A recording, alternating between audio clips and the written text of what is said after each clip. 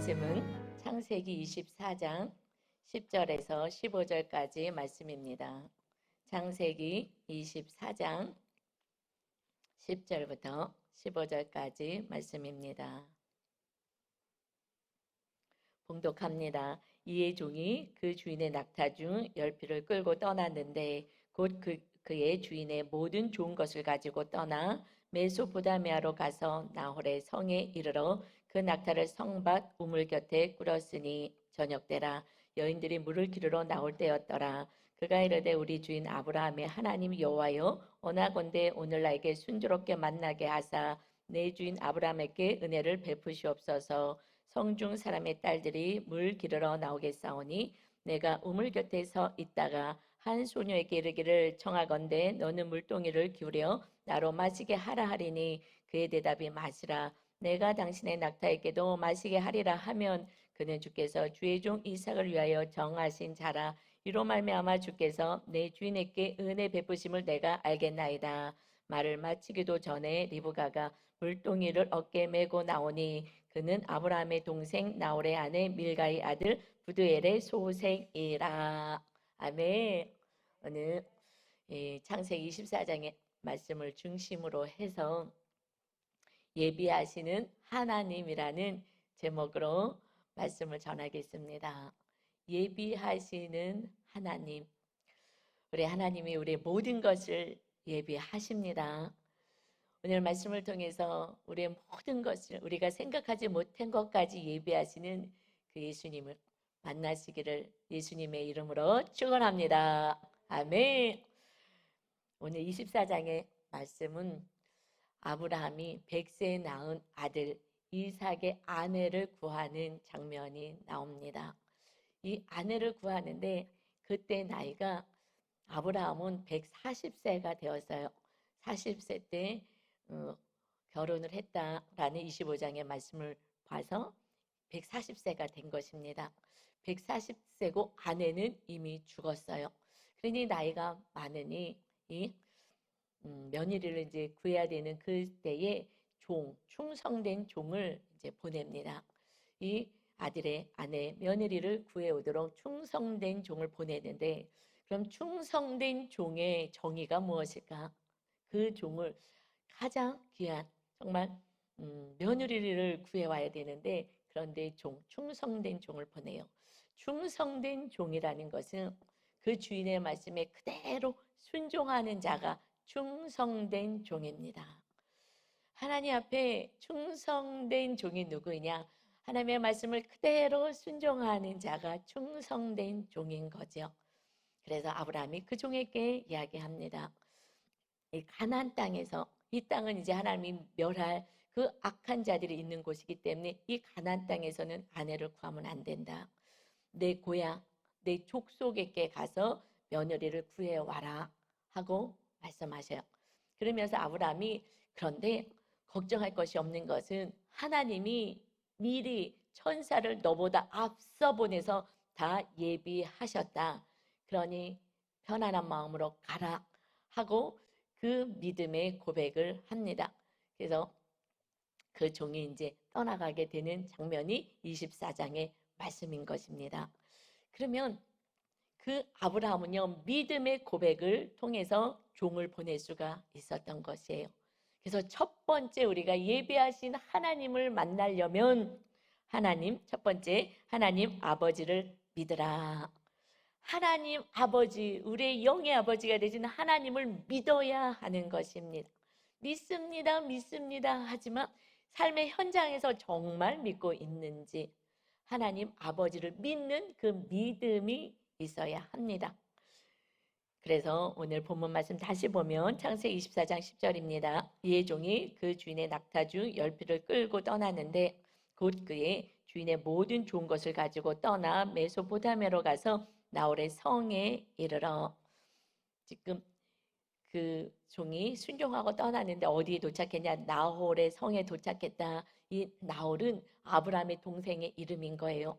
여기는 또 다른 그 지역으로 표현하면 하란 지역인 것입니다. 원래 아브라함의 가족은 갈대아 우르라는 곳에서 살았어요. 그래서 우상을 만들고 우상을 섬기는 가족이었죠. 그런데 하나님이 아브라함을 부르셨어요. 그때 아버지도 같이 떠나서 하란이란 그 지역으로 왔습니다. 그러니까 그곳에서 지금 정착하고 살고 있는 거예요. 그 가족이. 그래서 하나님에 대해서 이 가족은 아는 것입니다. 이제 하나님이 어떤 분이신 알고 아브라함은 가나안으로 완전히 이주하여서 하나님의 뜻을 따르게 되었죠. 그러니까 그곳에 하나님을 알고 하나님을 믿는 그 며느리를 구해와야 한다. 그래서 11절이요. 그 낙타를 성밭 우물 곁에 꾸렸으니 저녁 때라 여인들이 물을 기르러 나올 때였더라. 이제 아브라함이 지시한 대로 그대로 순종하여서 다른 데로 편한 대로 내가 가고 싶은 대로 가지 않고 그 하란의 나홀의 성에 가게 됐고 그러고 나서 거기에 잠깐 머뭅니다. 그런데 사실 그 종의 입장에서 좀 난처하지 않겠어요? 아니 그 주인 아들의 그 아내를 구해야 되는데 그 얼마나 부담감이 있겠습니까? 하나님이 다 예비해 놨을 거야. 그런데 아브라함은 믿음이 어마어마하니까 믿어서 보내지만 이 종이 얼만큼의 믿음이 있겠어요? 믿음이 있으면 염려가 없어요. 여러분 하나님을 믿는 믿음이 여러분이 크다면은 이 세상 살아가는데 염려가 없습니다. 그런데 믿음이 약하면 근심이 되죠. 과연 내가 어떻게 찾을까? 아니 이 많은 여인들 가운데 내가 어떻게 그 아내인지 며느리인지 어떻게 알겠어? 믿음이 없으면 불안한 거고요. 하나님을 향한 믿음이 크면은 불안하지가 않습니다. 그것을 통해서 내 믿음을 체크할 수가 있는 거예요. 근데 이 종이 갔을 때 참 부담감은 굉장히 컸을 것 같아요. 정말 잘 선택해서 하나님 예배한 그 며느리를 선택해야 될 텐데 그러니 우리 힘으로 할 수 없을 때 그때는 우리가 기도할 때입니다. 아멘. 그래서 기도합니다. 하나님 나에게 이런 사명이 지금 있는데 하면서 하나님께 간구합니다. 이것이 창세기 24장 12절 이어서 말씀해요. 그가 이 종이 이르되 하나님께 기도합니다. 우리 주인 하나님의 아브라함의 하나님 여호와여 원하건대 오늘 나에게 순조롭게 만나게 하사 내 주인 아브라함에게 은혜를 베푸시옵소서. 우리 주인의 하나님 아브라함의 하나님 정말 순적하게 그 며느리를 만나서 그 아브라함에게 은혜를 주세요. 그 아브라함의 하나님 아니십니까? 하고 기도하면서 13절 성중 사람의 딸들이 물 기르러 나오겠사오니 내가 우물 곁에 서 있다가 한 소녀에게 이르기를 청하건대 너는 물동이를 기울여 나로 마시게 하라 하리니 그의 대답이 마시라 내가 당신의 낙타에게도 마시게 하리라 하면 그는 주께서 주의 종 이삭을 위하여 정하신 자라 이로 말미암아 주께서 내 주인에게 은혜 베푸심을 내가 알겠나이다. 그러니까 그 물 한 모금 물 좀 달라라고 그 소녀에게 얘기했을 때 그 소녀가 네 알겠습니다 하고 물을 줄 뿐만 아니라 그 낙타 짐승에까지 제가 물을 다 먹이겠습니다 하는 그 여인을 만나게 해주세요 하고 기도의 제목을 올립니다. 그런데 여러분 우리가 순종하면서 살아갈 때 기도하는 것은요 참 신기하게도 하나님이 우리들의 입을 열어서 우리가 기도하면 하나님 응답하시잖아요. 그런데 우리 기도가 하나님이 받을 만한 기도를 하게 하셔요. 내 뜻대로 그냥 내 중심으로 기도하는 것은 하나님이 오히려 응답 안 하실 때도 많아요.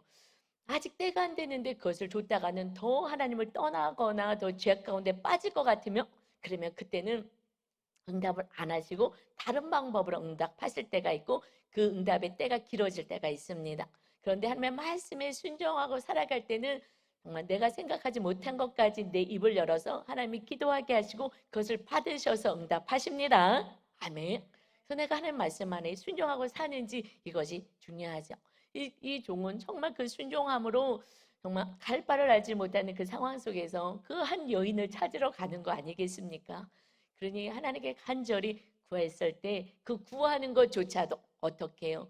정말 그 여주인 이제 안주인이 될 그 며느리는 섬기는 자, 그리고 베푸는 자, 나누는 자, 짐승까지도 사랑하는 자, 나그네를 섬길 뿐만 아니라 그가 타고 온 그 가지고 온 그 낙타들까지도 그 짐승까지도 섬기고 사랑하고 돌볼 수 있는 넉넉한 자가 안주인이 되길 원합니다. 여러분 이런 며느리가 들어오면 얼마나 좋겠어요. 인색하지 않고 부모님도 잘 섬기고 또 이웃들도 잘 섬기고 두루두루 잘 섬기는 자가 맏며느리감 아니겠습니까? 할렐루야. 우리 모두가 그런 아내들이 되시길 바랍니다. 넉넉한 자 여러분 하나님의 자녀들 되시길 바랍니다. 아멘. 이것을 기도했습니다. 그런데요. 하나님이 마음에 합한 기도는요. 즉각 응답하셔요. 그래서 15절 보니까 기도를 마치기도 전에 리브가가 그 아내 이름이거든요. 이삭의 아내 이름 리브가가 물동이를 어깨에 메고 나오니 그는 아브라함의 동생 라울의 아내 밀가의 아들 부두엘의 소생이라. 아브라함의 동생 나홀의 그 낳은 아들 부두엘의 딸이다 라고 말씀해요. 그러니까 이 여자한테 물어보고 이 소녀에게 물어보고 막 여러 사람에게 물어봐서 나 물 좀 달라 그러면 네 하고 물 한 번 주고 끝나면 또 다른 사람한테 물어보고 또 물어보고 또 물어보고 해야 되는데 하나님은 그렇게 하지 않으셔. 모든 것을 예비하신 하나님 말씀 안에 거하여서 살아갈 때는 그 길을 하나님이 인도하십니다. 아멘. 그래서 내가 뭔가 기도가 빨리 응답이 되지 않고 또 내 삶이 뭐가 이렇게 자꾸 문제가 생길 때는 그때 다시 앉아서 하나님하고 관계부터 회복해야 하는 것입니다. 내가 하나님의 말씀대로 살지 못하는 것이 무엇이 있는지 다시 체크하면서 하나님의 나라가 세워지는 그 기도를 먼저 해야 하는 것이죠. 그래서 이제 이 소녀를 16절에 보니까 그 소녀는 보기에 심히 아리답고 지금까지 남자가 가까이 하지 아니한 처녀더라. 그가 우물로 내려가서 물을 그 물동이에 채워가지고 올라오는지라. 사실 인간적으로 기도하며 그래도 이왕 내가 지금 선택해서 잘 찾아서 데려가야 되는데 여자가 조금 더 이쁘면 좋지 않겠어요? 그래서 하나님 좀 이쁜 여자이고요. 뭐 이렇게 또 자기 생각대로 기도할 수도 있는데 그렇게 기도하지 않는 거예요. 굳이 그런 것은 하나님이 다 알아서 구하지 않는 것까지 핵심을 구하면 나머지는 하나님이 채워주십니다. 아멘. 그래서 아리따운 여자라는 거예요. 봤더니 나는 구하지도 않았는데 그 소녀가 정말 심히 아리답다, 심히 아름다운 예쁜 여자라. 또는 또 더 나가서 정말 처녀 다른 남자에게 이 정결을 빼앗기지 않은 정말 깨끗한 그 아내를 하나님은 예비하셨습니다. 사실 이삭을 성경에서는 예수 그리스도를 예표합니다. 그래서 예수 그리스도를 예표하기 때문에 그 이삭의 아내, 예수 그리스도의 아내가 될 우리 구원받은 자녀들이 어떻게 살아야 되냐? 정결하게 살아라는 거예요.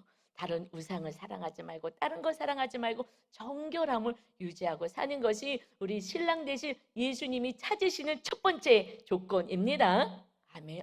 여러분 가장 정말 깨끗한 여인을 원하잖아요. 그런데 우리는 더러워요. 그럼에도 불구하고 예수님의 보혈로 날마다 죄를 씌어서 우리를 한 번도 죄를 짓지 않은 정결한 여인으로 만들어서 하늘나라로 주님은 데려가십니다. 아멘. 이것이 우리는 은혜인 것이죠. 그러나 우리가 총각들은 정말 여러분 몸도 거룩하게 정결하게 하여서 남자도 여자도 정말 깨끗한 몸으로 이렇게 부부가 되어서 사는 것은 참 축복입니다. 내가 정결할 때 배우자도 정결한 사람을 만날 수가 있습니다. 그래서 여러분 주님 앞에 정결하듯이 우리 몸도 정결하게 유지하셔서 아름다운 가정을 이루어 가시기 바랍니다. 아멘. 그런데 지금 이렇게 17절에 그 올라오는 그 소녀를 보면서 이제 종이 마주 달려가서 이르되 지금 빨리 찾아야 되니까 물어봅니다. 청하건대 내 물동이의 물을 내게 조금 마시게 하라. 이 말해놓고 얼마나 막 지금 떨릴까요? 누구일까 하고 물 좀 마시게 물을 달라라고 얘기했을 때 18절에 그가 이르되 내 주여 마시소서 하며 급히 그 물동이를 손에서 내려 마시게 하고 이제 물을 주는 거예요. 그리고 19절에 마시게 하기를 다 하고 이르되 당신의 낙타를 위하여서도 물을 길어 그것들로 배불리 마시게 하리이다 하고 급히 물동이의 물을 구유에 붓고 다시 기르려고 우물로 달려가서 모든 낙타를 위하여 깃는지라. 할렐루야. 하나님은요, 선한 길로 인도하셔요. 여러분, 신실하신 하나님을 믿으시기 바랍니다. 여러분이 안 믿어서 내 힘으로 살아서 뭔가 이루어지지 않는 것이지, 하나님을 믿고 우리가 살아갈 때 하나님의 모든 것을 예비해 가십니다. 아멘. 그래서 사실은요, 예비하신 자를 찾는 거예요. 여러분이 배우자를 찾을 때도요, 내가 원하는 이런 사람이 아니라 하나님이 예비하신 사람을 찾아야 하는 거고요. 직장 갈 때도 마찬가지고 모든 삶의 미래의 모든 일은 하나님이 예비하신 그 일터든 또 배우자든 모든 것들을 찾아가는 거예요. 다 하나님이 우리의 모든 것을 다 예비해 놓으셨습니다. 아멘. 그런데 내가 원하는 것을 찾았기에 고통 속에 있는 거예요. 이것을 다시 그래서 멈추고 다시 하나님의 뜻을 물어보는, 그럴 때 이렇게 예비하신 선한 길로 인도하심을 받죠. 그러면서 21절에 그 사람이 그 종이요, 그녀를 묵묵히 주목합니다. 너무나 놀랍지 않겠어요? 기도한 것이 그대로 이루어지니 너무 놀랍고 그 여인의 모습을 바라봅니다. 그러면서 여호와께서 과연 평탄한 길을 주신 여부를 알고자 하더니 지금 보여지는 그 모습은 내가 기도했던 것이 그대로 응답이 된 거예요. 그래서 가져온 선물도 주고, 그리고 너 누구의 딸이냐 하고 이제 물어보기 시작합니다. 그 이방인인지 그것이 그 족속, 그 가문인지를 물어봐요. 그랬더니 아브라함의 동생의 그 아들의 딸이라는 것을 발견하게 되는 거예요. 와, 우리 하나님 정말 살아계신 하나님이시군요 하면서 찬양하는 것이 26절입니다. 이때 그 사람이 머리를 숙여 여호와께 경배하고 이르되 나의 주인 아브라함의 하나님 여호와를 찬송하나이다.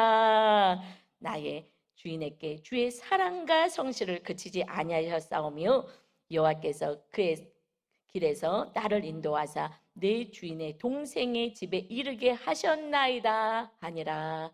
아멘. 우리 하나님은 우리의 발걸음을 인도하십니다. 그래서 선한 길, 하나님이 예비하신 길로 인도하시는 하나님, 그것이 하나님의 자녀들이 누릴 특권인 줄 믿습니다. 아멘. 우리는 이런 인생인 거예요. 이제 여러분 홀로 살지 마시고 하나님 아버지를 믿고 자녀로 살아가시기를 바랍니다. 날마다 하나님을 경배할 일이 생기는 거예요. 그래서 아브라함이 하나님 여호와를 찬송합니다. 하나님은 나의 주인에게 주의 사랑과 성실을 그치지 않습니다. 그 하나님을 믿는 백성에게 하나님의 그 사랑하심이 날마다 넘치게 하시고 하나님의 성실하시게 우리를 대해 주신다는 거예요. 날마다 돌봐주시고 그 성실이 우리를 지켜주신다는 거예요. 게으르지 않고 정말 성실하시게 우리를 돌봐주시고 지켜주시는 그 아브라함의 하나님을 찬양합니다. 그 하나님이 우리의 하나님이 되십니다. 그래서 여호와께서 길에서 나를 인도하셨습니다. 여기서 계속 여호와라는 그런 호칭을 사용하죠. 여호와라는 것은 언약을 맺었다라는 그런 뜻이 있습니다. 이제 우리는 하나님의 자녀, 언약 맺은 백성인 거예요. 하나님이 우리들의 삶을 선한 길로 인도하겠다고 약속하셨습니다. 그럼 우리에게는 무슨 약속은 쌍방의 약속을 지켜야 돼 책임이 있어요. 성실한 책임을 우리도 가져야 돼. 이것은 하나님의 나라에 거하여서 하나님을 믿고 하나님의 말씀에 순종하는 그 언약은 우리가 이것을 성실히 지켜야 될 의무인 것입니다.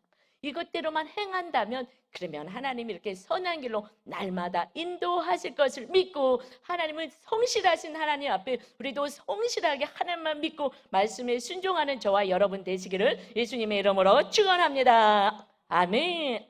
그런데 여기서 한 가지 주목할 것은 정말 주목해서 봤죠. 묵묵히 주목하여 봅니다. 그런데 우리들의 인생은 이웃 사람들도 우리를 주목하여 봅니다. 하나님의 사람이라며 예수님 믿는 사람이라며 주목하죠. 그러나 하나님도 우리를 주목하죠. 이것이 사실 두렵고 떨리는 거예요. 하나님 말씀 안에 있으면 축복이지만 그렇지 않으면 벌이 있습니다. 벌을 통해서 다시 하나님 말씀에 순종하는 자로 세워가기 때문에 그렇습니다. 주목하여 보시죠. 여러분, 우리가 하나님의 자녀인데 너무나 때로는 하나님을 믿는 믿음이 약하여서 믿음이 다 떨어져서 하나님을 믿는 자녀라고 세상 사람들이 보지도 못할 뿐더러 하나님 보시기에도 너 이러면 안 되는데 하고 하나님의 근심의 자녀들이 많이 있다라는 것입니다. 첫사랑을 많이 다 놓친 거예요. 이 세상에서 사는 게 이제 편해지니까 많이 놓쳐집니다. 음, 제가 그 아이들을 돌보는 사역을 할 때에 그때 15살 된 여자아이를 경찰이 데려왔어요. 근데 이 아이는 어머님이 그 정신분열이 있었어요. 그래서 지금은 조현병이라고 얘기하는데, 그러니까 정신이 온전하지 않아요.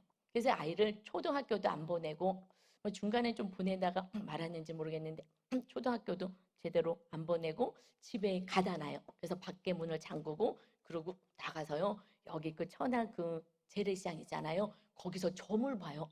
아니 그게 정신이 오락가락 하는데 거기 앉아서 점 보는 사람들도 신기한 일이죠. 그래서 그거 몇 푼 가지고 여러분 점 보러 다니는 사람들 다 귀신 들린 거예요.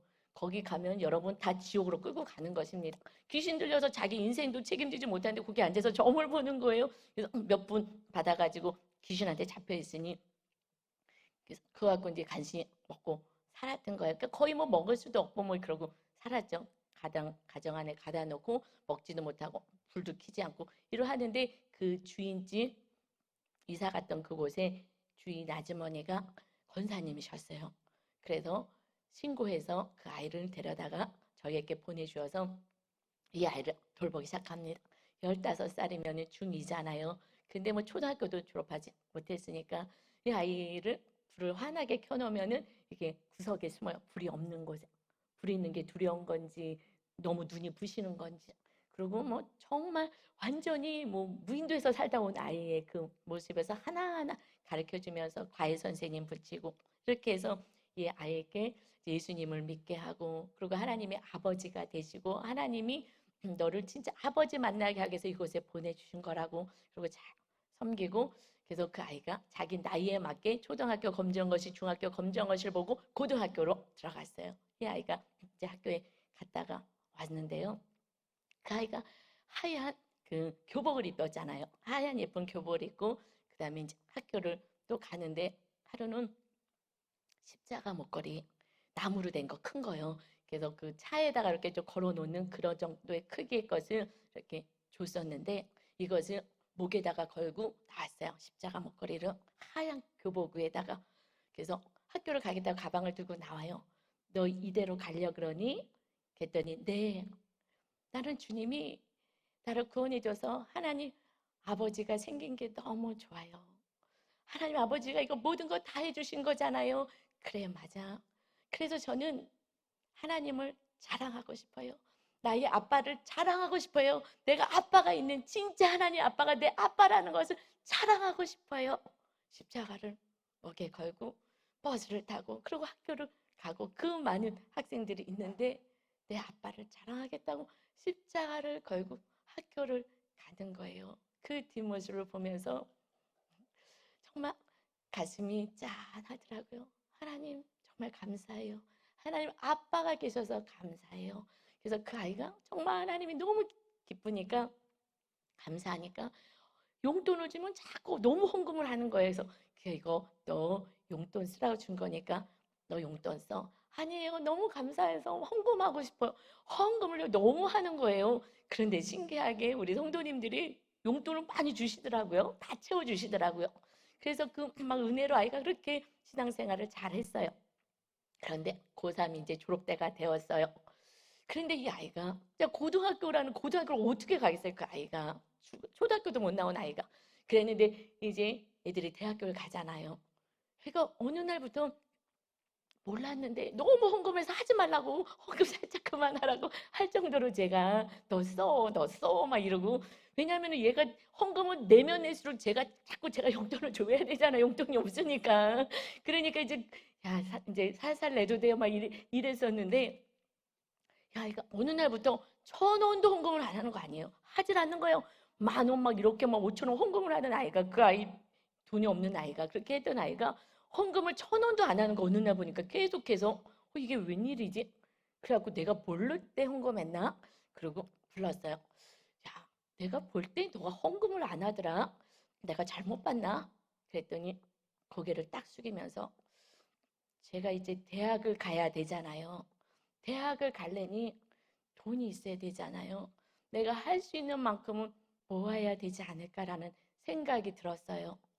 저는 그때요, 걔 대학에서 해야 될 모든 거 다 준비해 놨어요. 걔 4년제 대학 나왔거든요. 그래서 다 준비해 놨는데, 하나님이 다 준비시켜 주셨는데, 그런데 그 아이의 그 말에 정말 세상에 또 들어오니 염려, 걱정, 근심이 들어왔구나. 그렇게 주님을 자랑하고 주님 앞에 다 헌금을 드려도 정말 감사만 넘쳤던 아이가 현실에 더 좋은 것을 취하고 싶으니 이제 하나님께 드리는 것도 아까고 이제 내 힘으로 살아보겠다고 저렇게 헌금도 1,000원도 안 하면서 모으고 있어요. 그래서 너무 기가 막힌 거 저는 이제 다 준비해 놨는데, 그래서 너 모아놓은 거 좀 가져와 봐라. 근데 애들이 많이 살잖아요. 꽁꽁 숨겨놨잖아요. 자기 그 장롱 밑에 그 들고 바닥 안에 숨어놨더라고요. 거기에 막 통장이고 뭐 있어요. 그래갖고 그걸 이렇게 준비해 놓은 것을 가져왔어요. 그게 얼마가 되겠어요? 용돈 몇 푼 받지도 않는데 이것을 내놨어요. 그래서 이거 네가 네 힘으로 대학 가려고 그러는구나. 그래, 이거 자 다 줄게. 여기다가 다 보태가지고 대학 가. 알았지? 나는 이제 너 대학 가는 건 신경 안 쓸 거야. 그러니까 네가 알아서 돈 모아서 가봐라. 그것이 10년 후에 가게 될지는 잘 모르겠다. 그러니까 네가 이제 알아서 해. 나는 이제 너 대학 가는 문제는 나는 신경 쓰지 않을 거야. 알아서 해. 하고 그 다음에는 딱 말을 안 했어요. 그리고 나는 다 준비해 놨었는데 네 힘으로 가겠다고 하나님께 1,000원도 헌금하지 않고 여태까지 하나님이 돌봐줬는데 그랬구나. 그래, 알아서 해봐라. 그러고 갔을 때 이 아이가 다시 왔어요. 제가 다 준비해 놨는지 어떻게 알았겠어요, 그 아이가. 대학을 안 보낼 줄 알았던 것 같아요. 우리 하나님은 좋으신 하나님이십니다. 우리가 구하지 않은 것까지 예비하시는 하나님이신 것을 믿으시기를 예수 그리스도 이름으로 축원합니다. 아멘. 주님을 너무 몰라요. 여러분이 믿는 하나님을 너무 몰라요. 그래서 여러분이 고통 속에 사는 것입니다. 그냥 내 힘으로 살아보려고 파둥거리는 거예요. 그래서 그 아이가 이것을 다 가지고 왔어요. 그래서 다시 하나님께 감사헌금 드리고 하나님이 다 예비해 주신 거 누려라. 하나님의 자녀는 누리는 거야. 이렇게 파등파등 사는 게 아니라 누리는 거다. 여러분 첫사랑 다 잊으셨습니까? 바등바등거리고 지금 살아갑니까? 다시 주님 안에서 하나님 아버지 안에서 예비하신 많은 것들을 누리시기를 예수님의 이름으로 축원합니다. 아멘. 두 번째는요, 기도하며 말씀에 순종하라. 믿음이라는 것은 순종이 동반되는 거예요. 순종하는 만큼이 믿음인 것입니다. 믿음이 얼마만큼이냐? 순종하는 만큼이죠. 순종을 그럼 어떻게 하느냐? 말씀을 알아요. 순종하려면 기도를 해야 하는 거예요. 기도하지 않고서는요, 순종할 수가 없습니다. 그래서 이 말씀으로 다 들었어요. 그래도 현실 앞에서는 오늘 믿음이 막 또 자랄 거예요. 그래, 내가 하나님을 믿어야지. 그런데 현실 앞에 딱 도달하면은요, 다시 믿음은 없어져. 그때가 현실이 진짜 믿음이 나타나는 때이거든요.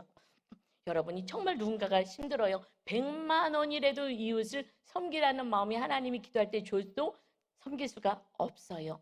왜냐하면 내가 쓸 게 많거든. 안 되는 거예요. 하나님께도 이웃에게도 할 수 없는 것이 현실인 거예요. 그것을 이길 수 있는 것은 기도해야지 내 생각을 내려놓고 더욱더 하나님의 그 능력을 힘입어야 행할 수가 있습니다.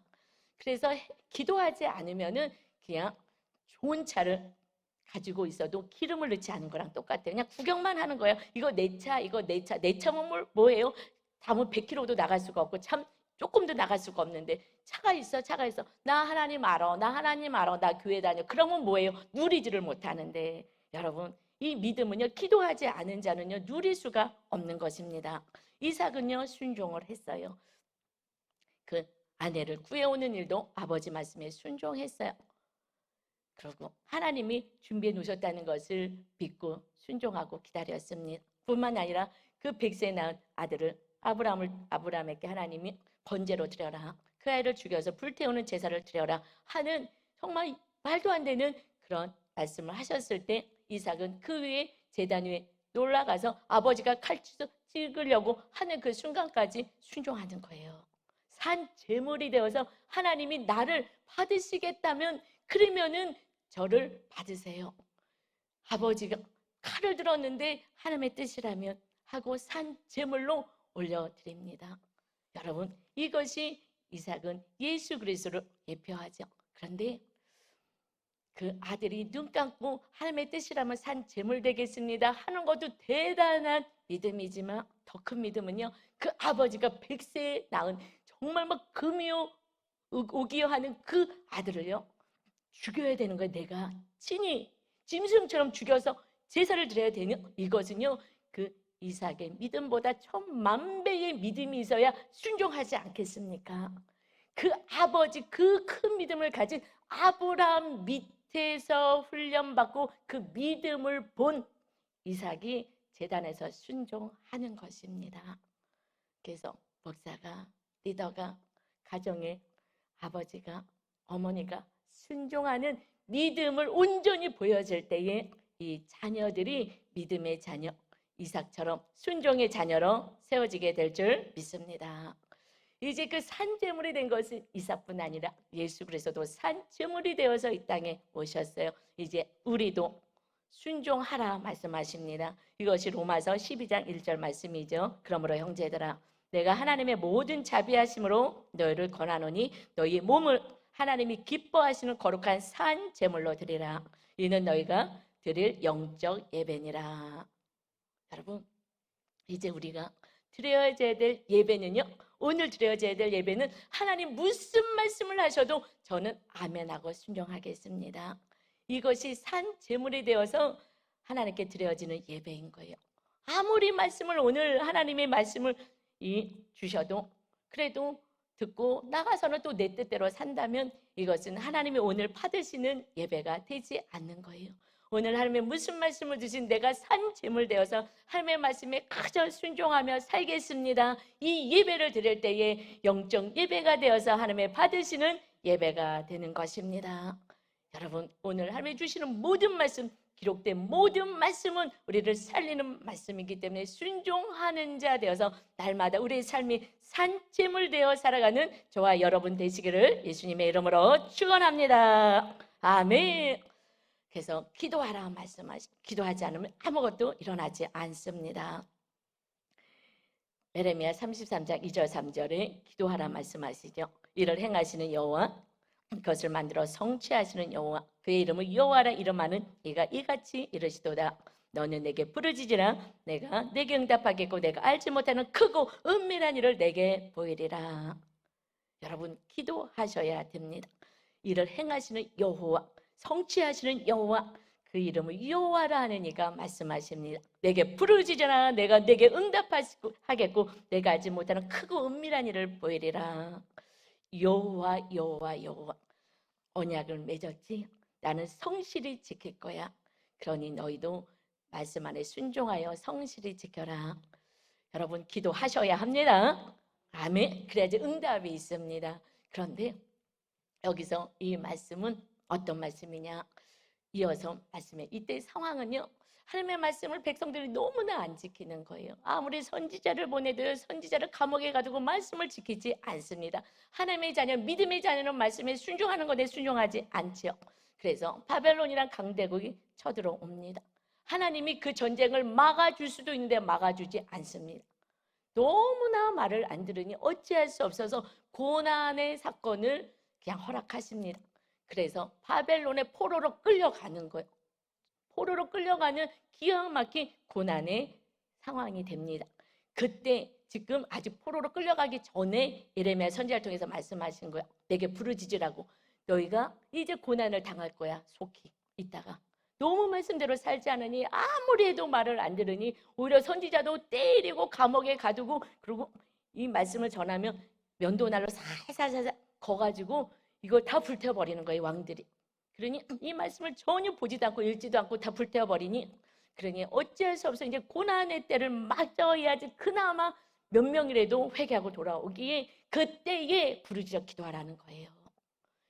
지금 하나님이 기도해서 부르짖어 크고 은밀한 일을 보여줄게. 그곳에서 마지막이고 끝난 줄 알고 니네 인생이 쪽난 것 같이 보이지만 아니야. 그곳에서 회개하는 자는 내가 다시 하나님의 나라 이 땅으로 데려오게 할 것이다 하시면서 6절 말씀하신 것입니다. 그러나 보라, 내가 이 성읍을 치료하며 고쳐 낫게 하고 평안과 진실의 풍성함을 그들에게 나타낼 것이며, 하나님이 이 성읍을 다시 회복시키고 치료하시고 고치시고 낫게 하시고 풍성하게 해줄 거야. 7절, 내가 유다의 포로와 유다 백성들, 남쪽의 포로들과 또 이스라엘 북쪽의 그 백성들 포로로 끌려가지만 다 돌아오게 하여 그들을 처음과 같이 세울 것이며, 하나님이 축복하신 것처럼 처음처럼 회복해 줄 것이다. 내가 그들을 내게 범한 그 모든 죄악에서 정하게 하며 그들이 내게 범하며 행한 모든 죄악을 사하여 주실 거야. 내가 용서할 거야. 너희가 내 말을 너무나도 안 듣고 하나님의 백성답게도 살지 않았지만 다시 그나마 그곳에서도 회개한다며 그곳에서 부르짖어 기도하라는 거예요. 지금 아니라 지금 부르짖어 기도하라는, 그래서 전쟁을 막아달라는 게 아니에요. 그것을 기도하라는 게 아니라 이미 전쟁은 선포됐어. 여기서는 너희들이 전혀 변화가 되지 않아. 지금의 삶 속에서는 전혀 변화가 되지 않으니 큰 고난의 사건, 포로로 끌려가는 사건이 있게 될 거야. 그곳에서 부르짖는 거야. 그러면 하나님이 계획하셔서 고레스 왕을 통해서 귀환하는 것을 우리 역사가 증명했죠. 그렇듯이 하나님이 회복시킬 거야. 우리 하나님, 우리가 회복되길 원하시고 우리의 죄를 용서하시길 원하시고 하나님의 거룩한 백성이 되길 원하십니다. 아멘. 그럴 때에 그래서 여러분, 왜 고난을 안 막아주셨어요? 고난을 안 막아줄 수밖에 없는 것이, 이 상태에서는 하나님을 전혀 믿지 않고 하나님의 뜻 안에 거하지 않으니, 그럼 영원한 천국에 갈 수 없으니 할 수 없이 하나님이 눈물을 흘리며 고난의 사건을 보내서 그곳에서 돌아오기를 또다시 에스겔 선지자를 그곳에 보내잖아요. 그래서 계속해서 예언의 말씀을 주시고 내가 너희와 함께한다, 내가 돌본다, 끊임없이 말씀을 주세요. 여러분, 매일의 삶에 말씀을 없이 산다는 것은 정말 갈급한 심령으로 사는 것이에요. 여러분, 힘들 때마다 말씀을 보셔서 하나님의 뜻을 발견하시고 하나님의 뜻 안에 들어오시기 바랍니다. 아멘. 너희가 기도할 때 내가 부르짖으면 내가 응답하겠다. 크고 은밀한 일을 보여줄 거야. 물론 우리 삶 가운데 필요한 것을 보여주지만 하나님이 진정으로 보여주고 싶은 거, 크고 은밀한 일이 무엇이냐? 너희가 회개하고 돌아왔을 때에, 그 다음에 우리가 아까 8절까지 읽었죠. 15절입니다. 그때에 내가 다윗에게서 한 공의로운 가지가 나게 하리니 그가 이 땅의 정의와 공의를 실행할 것이라. 다윗의 후손으로 나실 예수 그리스도가 이 땅에 오게 됐을 때 완전한 회복과 치료가 있게 될 것이다. 여러분, 우리에게 가장 크고 은밀하고 비밀스러운 하나님이 감춰준 축복은 오직 예수 그리스도이신 것을 믿으시기를 바랍니다. 주님만 영접하면 주님 안에 모든 것이 만물이 다 있는 것입니다. 눈에 보이는 거, 요만한 거, 이런 거 갖고 울며불며 기도할 이유가 없어요. 먼저 어떻게 해요? 주님을 영접해야 합니다. 그래서 세 번째, 예배하신 가장 귀한 것, 주님을 영접하라. 아멘. 다시 본질로 돌아가는 거예요. 고난의 사건이 있습니까? 힘듦이 있습니까? 다시 본질로 예수 그리스도를 영접할 때에 크고 은밀하고 놀라운 일, 이제 예수님 안에서 이루어지게 되는 것입니다. 예수님이 100년을 위해서 오신 게 아니라요, 영원한 나라를 세우기 위해서 오셨습니다. 그래서 고린도전서 2장 9절입니다. 기록된 바 하나님이 자기를 사랑하는 자들을 위하여 예비하신 모든 것은 눈으로 보지 못하고 귀로 듣지 못하고 사람의 마음으로 생각하지도 못하였다 함과 같으니라. 하나님을 사랑하는 자들을 위하여서 예비하신 모든 것은 어떤 것이냐면, 당장 직장에 취직하고 돈을 벌고 자녀가 서울대학교에 가고 내가 원하는 데를 가고, 이런 단순한 이것을 넘어서 하나님이 예비한 모든 것, 이것은 눈으로 보지 못하고 귀로도 듣지 못하고 사람이 마음으로 생각하지 못하는 그 놀라운 것들을 준비해 놓은 거야. 하나님의 아들이 이 땅에 오신 것이 100년을 책임지러 오셨다면요, 왜 오셔요? 다시 시작해도 되는데 그렇지 않습니다. 영원한 나라, 눈으로 귀로 듣지 못하는, 그리고 사람이 전혀 상상할 수 없는 것들을 다 예비하셨기 때문에 그것을 주러 오신 것이 본질인 줄 믿습니다. 아멘. 이것이 첫 번째가 예수 그리스도이시죠.